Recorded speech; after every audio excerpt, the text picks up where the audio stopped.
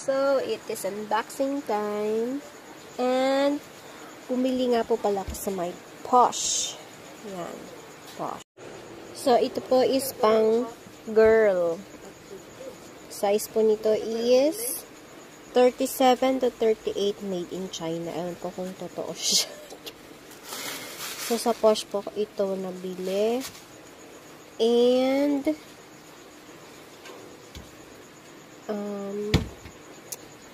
unisex po siya. Unisex. Yan. Super ganda. Super ganda niya.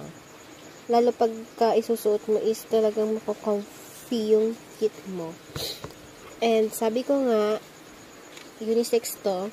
Kaya nag-order din ako para kay Mr. So, ito yung sa kanya.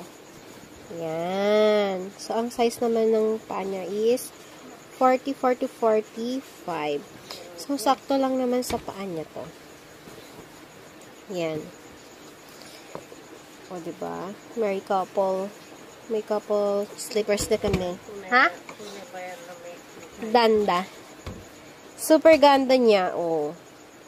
Ito yung pang boy, ito yung pang girl. See the difference? Siyempre, mas maliit yung size ko. And, nabili ko siya sa halagang nabili ko siya, guys, ng 517 only. Itong dalawang to. O, imagine mo yun. Halos 250 isa. Tapos, hindi lang yan. Meron pa siyang free. Ito, cool lamp. Diba, bongga? Ito yung ginagamit ko ngayon. Ayan, o.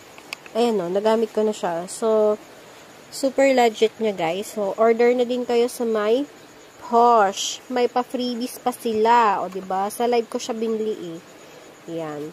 Lagay ko link sa comment section. Thank you!